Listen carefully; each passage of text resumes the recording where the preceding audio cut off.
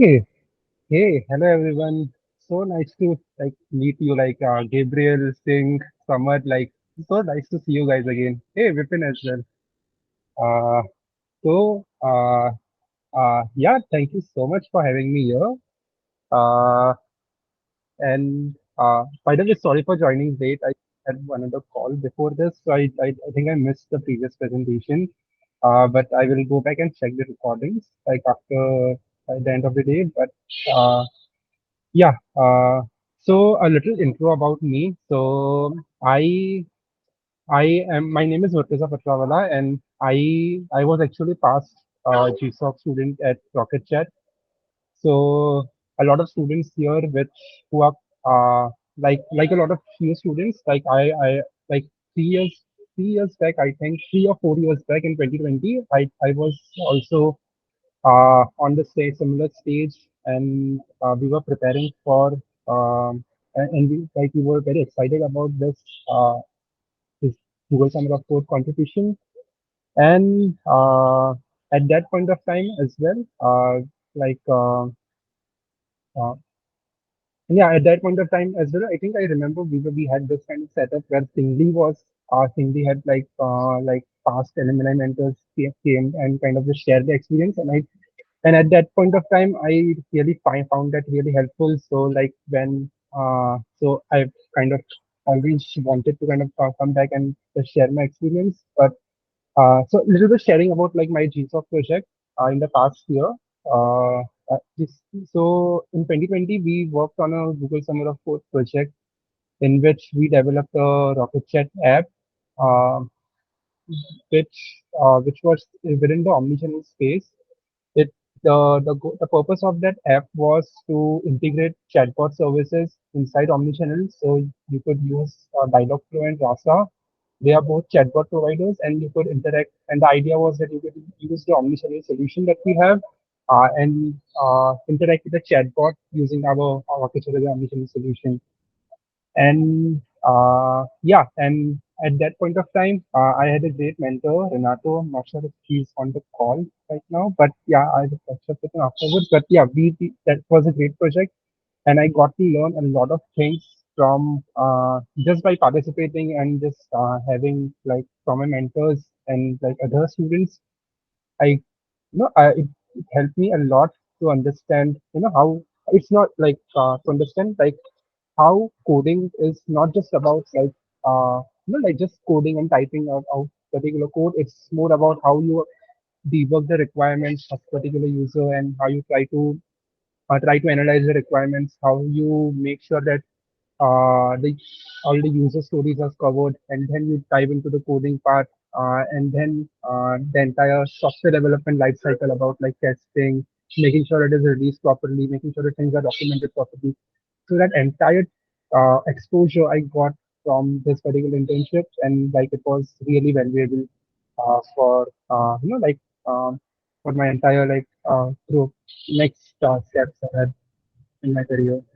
So yeah, it's and so after Google Summer of Code, after my as a student internship, uh, I came back, and in the past couple of years, I was fortunate enough to mentor a couple of projects here as well. Uh, so in the past, if you are interested, you can just search and you will see like a list of ideas which I have submitted in the past, and those were some of the projects which I got to mentor. Like there were some great students with whom I was able to mentor, who kind of built some pretty cool projects. So if you're interested, do go and check it out. Check out the docs that we have. I think we have those projects mentioned over there. Uh, so yeah, so that's a little bit about me, and uh, and uh, yeah. So I think what I wanted to kind of I actually kind of picked up a little bit odd topic for this kind of summit. But I feel like in today's day and age, I think that is it is something like you guys are all software developers, and you're going to be software developers like very soon. So and you're interested in that field. So I feel like that topic is something like the entire impact of artificial intelligence, like how we are seeing the Devin chatbot and Devin bot and everything. So I wanted to talk about uh, like that impact on how it is going to impact like our roles, like our roles and like how our roles in like the coming future. So yeah, let me share my presentation for you. I can prepare.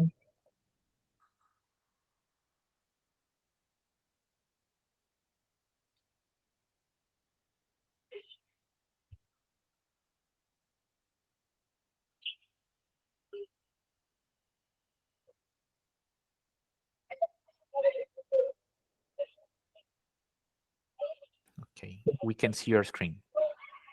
Great. Yeah. So this is okay.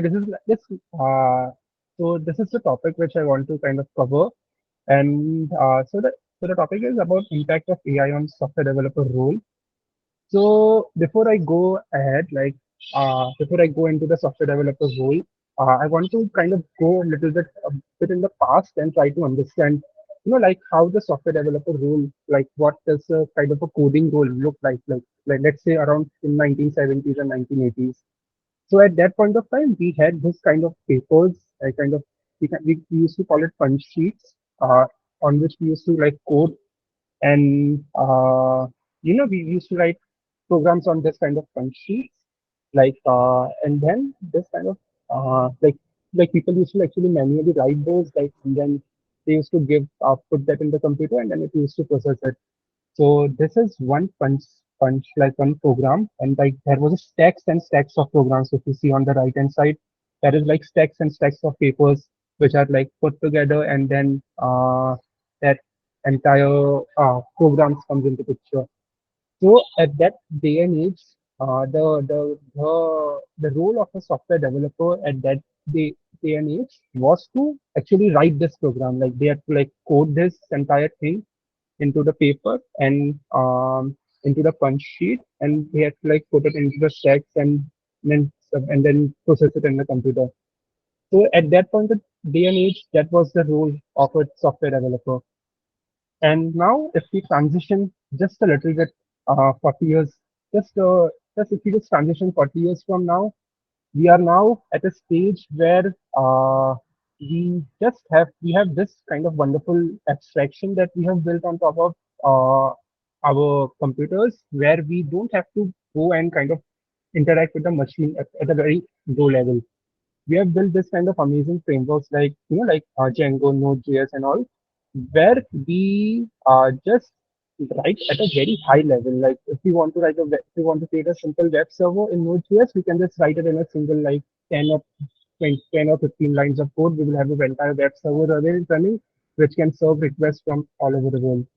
So, so this is like an entire layer of abstraction that we have in the past that like very smart people have developed uh, on top of the low level languages, and that has uh, helped us like a lot into and it, that has helped us a lot in a way that we have become a bit more productive. Like we don't have to dive into deep into like specifics of how how we are going to maintain the uh, how we are going. Let's just say if we take a simple example of uh, adding two bits, then we don't have to take care about okay, what is the underlying CPU architecture, that what is the instruction level commands that we will have to submit to the CPU. We don't have to take care of all bit. All we have to do is just say a simple statement a plus b, and it will take care of everything. So that kind of high level abstraction that we have built has made us more productive, and it has helped us develop some pretty cool applications like Rocket.Chat and like a lot of other websites, and like the technologies. It has given us like a developers a boost to be more productive and develop cool stuff, and kind of focus on the fun bits of the coding, like start kind of thinking about architecture, kind of building cool things instead of kind of going bit into the granular details of the code. So yeah, so that is the current stage that we have right now, and so let's think about what would be the future. So like I'm sure like most of you might have seen like this post from a couple of weeks back, where Cognition Labs kind of introduced a new AI tool called Devin. if you look at the way that video where they showcase like how Devin can interact uh, with the code, how we just give it a functional statement, it will entire pull up an IDE, it will write down the boilerplate code. If it finds some error and we try to debug it, it will actually put in like sprint statements like a normal developer will do to kind of debug the code and then try to run it, and then like at the end of the day it will try and give you proper output of the code, proper output based on the kind of specifications that you gave to him. So, so at that stage, like the only thing that the human needed to do was kind of interact with the AI in his own machine, in his own language. Like he was not interacting with the AI with with anything. He was not doing any coding. He was just instructing the AI to do the coding on behalf of him. So in this sense, like okay, I mean like it is still like it's gonna still takes like months and a couple of months until like this tool gets available to all of us. But still like it kind of makes me ponder like how is this tool, how is this going to help? How is our roles gonna change based on this? So like is it going to be something uh, like uh, like if we talk about just an AI like computers, so is it going to be something like a cute little robot like this that is like that like a kind of a cute robot like who does everything good, like he doesn't mean any harm to us, or would it be some kind of like evil kind of robot, like those sci-fi movies things, like who just uses the power for his, like who doesn't basically those sci-fi fiction kind of movies type of things, or would it be like a kind of a bot where which kind of takes care of everything, like the third picture here, like he's the only thing, he's the only bot, and he has to take care of everything in the software developer. Like he can take care of everything single stuff. Like it doesn't need any developer. So in that sense, I feel like uh, uh, in short term, I feel like this entire thing, it's this entire Devin and entire software programmers, software assistants in general, I feel like they are going to be in the short term. I feel like they are going to help us become very more productive. Like for as a developer, like for example, if you are starting out, previously you if you wanted to learn about web development, you had to go out and learn about HTML, CSS, JavaScript, and then you will be able to build a big decent website. But with this kind of AI tools, I feel like it has made us a bit, it has it has uh, it is going to help us build things a bit faster and they become more productive. So you don't need to kind of go in and deep dive into a language. You can just ask an AI model to kind of build something for you, and then you can take that baseline template, and then you can and for example, if you just take a simple website like if you ask the AI model to build a simple shopping cart, it will give you a boilerplate code of the shopping cart. And now, so that is like an instant kind of uh, fun, instant kind of output that it gave you right away. And based on that, obviously, like the shopping cart that the AI gave you, it won't be pixel perfect. Like that would be a lot of the requirements that you will need to build into it. So that's where I think the entire role of software developers will come into picture. Like the output that the AI gives you, it's not going to be like super perfect. Like there is still going to be some changes in the requirements, some translation from user requirements to customer to the final output that is still needs will still need some human assistance over there. So I think that's where humans would be like we as developers will thrive over there. Like we will be more productive in developing applications, and uh, and we won't have to like deep dive into the code a little that much, and we will just ask the AI to do to build a baseline code, and then we will go into the baseline code and we will change do some minor modifications. For example, if it gave us a shopping cart, then if we want to add a new option to select, uh, let's just say if we want to add a option to remove item from a shopping cart, then we can go ahead and add a button over there or do some modifications to to add a shopping cart. So the basic template would be provided by us, and it would be very quickly provided by us to us by the AI. Then we can go and deep dive uh, into like actually modifying it and making it as per the user requirements. So, and there would be another thing which I feel like would be very helpful for us, and that would be kind of automating non-fun stuff. So, by non-fun stuff, I specifically I refer to like some kind of like those kind of unit test cases or integration tests that we have to write. So I think those are something that would be very easily be taken care of by AIs now.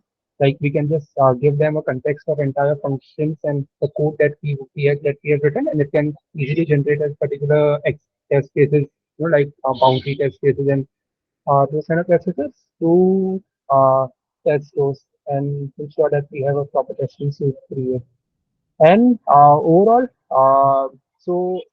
so gradually, what this means is if we put all our work from for a kind of non-fun stuff to AI, then I think what this would entirely do is what this would in turn do is it will make us developers a bit more creative, and it would like we will have to like think more on. So because since we don't have to do like those we have to don't try, go ahead and write those test cases and integration test case, what we will do is we will have time to actually do some fun stuff coding, like like the coding task which for which we wanted to for the main reason why we became a software developer, like building systems and architecturing.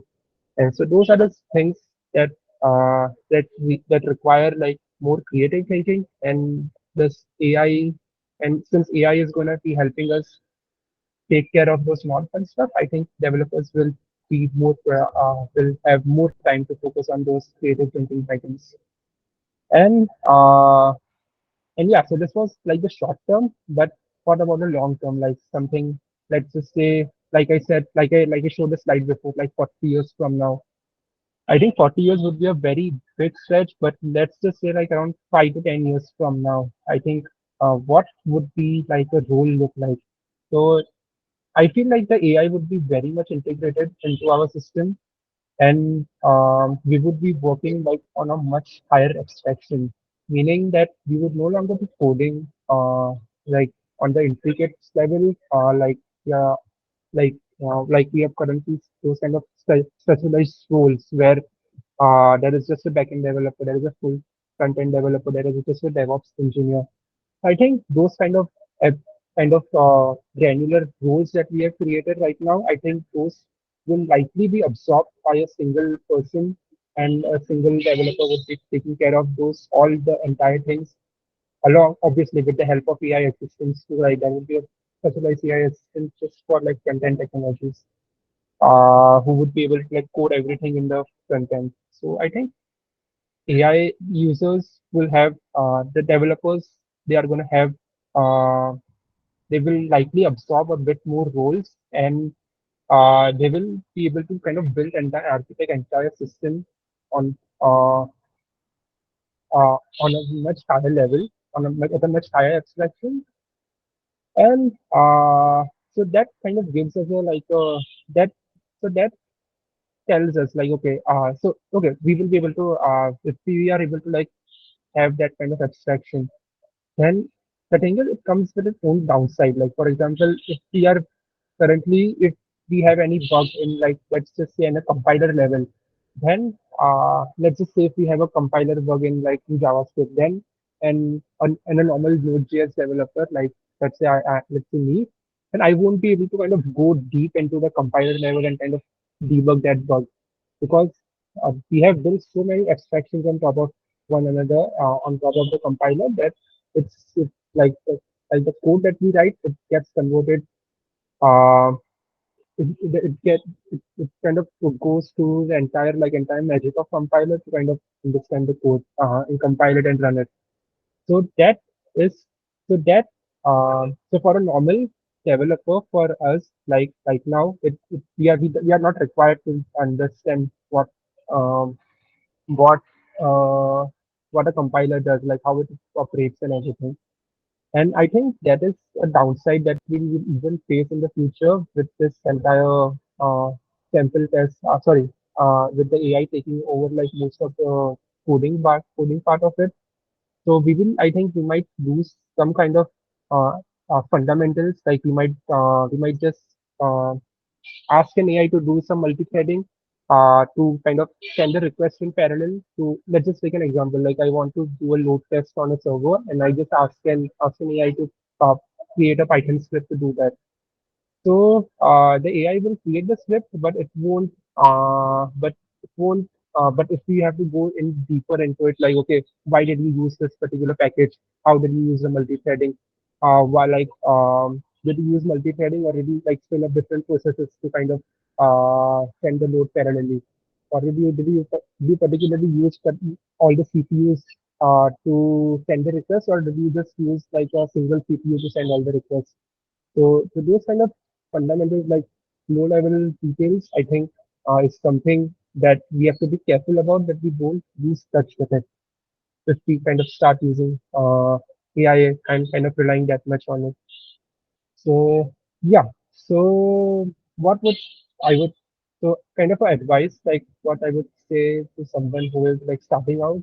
I think the uh, in this era, I think this is a kind of a very good place to start, like as a software developer, because you have uh, you have so many AI tools, and that is the learning has become really easy. Like you can just go to ChatGPT and ask him to build something really quickly. Like if you want a simple e-commerce application, you can go there and you can ask him to build that application. Just if we take just like a couple of years back, it would be like we would have to kind of go deep and understand, and have to write most of the code by ourselves. So I think it's a very great day and age to live in, to kind of become and kind of learn this skill as a software developer. And uh, and yeah uh, and uh, and yeah so embrace AI as quickly as possible. So use AI to kind of build things very quickly. That is something I would really advise you. Like if you let's say if you want to learn about React, or then just go ahead and just pick a project like a simple shopping cart, just build it, ask AI to build it. Then once you do that, like you will, like within like I think 5 to 10 minutes, you will be able to build the entire application with something like we would have previously we would have took like days to build. Now you will get to build that within like 5 to 10 minutes. And then that simple application that you built, you go ahead and you kind of uh, do some tweaks on it. You kind of show it to your friends and see we have been able to kind of build this entire app by our scratch within like 10 minutes. I think we even see like this kind of post on Twitter and everything. See like I entire talk my entire code into existence. Like I just I just talk to ChatGPT and kind of build the entire application on my own. So I think those like a lot of social media are filled with those kind of codes. But yeah, I think those are pretty helpful. Like it helps you start get understand the code, understand the project. It helps you like instantly get a kind of a result that you can see. Okay, okay, wow, this I've built this something really quick. I've built something really cool. Then that kind of motivation, it that that drives you forward. So now, if I build this e-commerce website, now I want to make this change. I want to add an authentication system into this. So, okay, I will go ahead and figure out the code how to add it. So those kind of then I want to add some new feature. I will then deep dive into the code and kind of understand it. So that initial motivation that helps us kind of understand the code a little bit, quickly get the code up and running. That motivation is going to help us kind of build more and more features on top of it, and that is going to help you learn a bit more faster, and overall it will help you like learn the things technologies faster, and it will also help you like learn it in a more sustainable way because of that kind of because we have access to so many good tools nowadays. So yeah, so that's mostly about it from me. Uh, and yeah, uh, so yeah, thank you so much and for having me. And yeah, I know this was not about like much of my summit videos. Like this was not mostly related to like Google Summer of Code, but I think this was more related to like our software developer role in general. Like so, yes. And if you have anyone, if you have any questions uh, Google Summer of Code and anything, like just feel free to drop me a message on LinkedIn, and I can obviously reach out, help you with that. I might be a little late to answer, but I will make sure that I come back to you. Yeah, all the best everyone for the Google Summer of Code that we have. Uh, sorry, the Google Summer of Code season that we have right now ahead of you. And yeah, thank you everyone for having me.